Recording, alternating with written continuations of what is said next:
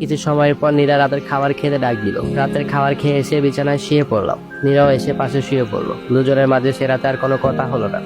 সকালে উঠে ফ্রেশ হয়ে নাস্তা করে বের হলাম দিয়ার সাথে দেখা করার জন্য। যেখানে দেখা করার কথা সেখানে চলে গেলাম। অপেক্ষা করতে শুরু করলাম দিয়ার আসার। আমি ঘড়ির দিকে তাকিয়ে দেখি আগেই চলে এসেছি। সময় মতো দিয়াও চলে আসলো। আমাকে দেখে দৌড়ে আমার বুকে ছুটে আসলো। ও আমার বুকে মাথা রাখতে আমার সেদিনের কথা মনে পড়ে গেল। সাথে সাথে দিয়াকে ধাক্কা দিয়ে বুক থেকে সরিয়ে দিলাম। দিয়ে আমার দিকে তাকিয়ে বললো, এটা কি হলো সিয়াম? আর তুমি এবার আমাকে এড়িয়ে যাচ্ছ কেন? আমি বললাম, সেদিন পরীক্ষা কেমন দিয়েছো? দিয়া বললো, হ্যাঁ ভালো হয়েছে। মেজাজটা পুরোই গরম হয়ে গেল। আমার সামনে এসেও দিয়ে কিভাবে মিথ্যা কথা বলছে। আমার ধৈর্য আর থাকলো না। আমি বললাম, তুমি এত মিথ্যা বলো কিভাবে? তা পরীক্ষা কি তার বুকে আর ঠোঁড়ে দিয়েছিলে, নাকি আরো কিছু বলতে চেয়েও পারলাম না? নিজের বিবেকের কাছে বাঁচছিল। দিয়া তবু অস্বীকার করে বলল, এগুলো কি সব উল্টাপাল্টা কথা বলছো তুমি? আমি ঠাস করে একটা চর বসিয়ে দিয়ে বললাম, আমি মিথ্যা বলছি?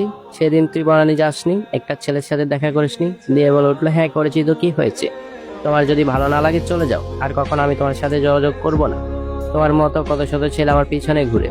কথাটা শুনে ইচ্ছা করেছিল এখনই ওর গালটা টিপে ধরি, কিন্তু পারলাম না। নিজেকে অনেক ছোট মনে হচ্ছিল। আমি ওকে আর কিছু না বলে ওখান থেকে চলে আসলাম। মনটা খারাপ হয়ে গেল।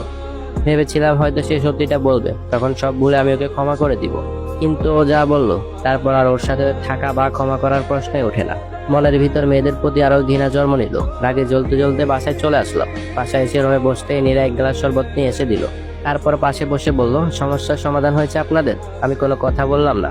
নীরার দিকে চেয়ে দেখি চোখ দুটো লাল বর্ণ হয়ে আছে। নীরা বলল, আমি কিছুদিনের জন্য বাবার বাড়িতে যাব, যদি দিয়ে আসতেন ভালো হতো। আমি বললাম, ঠিক আছে, তুমি রেডি হয়ে থাকো, বিকেলে দিয়ে আসবো। সেদিন বিকেলে নীরাকে তার বাবার বাড়িতে দিয়ে আসি। আর এদিকে বিদেশে যাওয়ার জন্য আমি প্রস্তুত নিতে থাকি। অল্প কিছুদিনের ভিতরে বিদেশে যাওয়ার সব ব্যবস্থা হয়ে যায়। যাওয়ার আগে বাবা মা বলেন নীরাকে বাড়িতে নিয়ে আসতে। আমি যেদিন চলে যাব তার আগের দিনে নীরাকে আমাদের বাড়িতে নিয়ে আসি।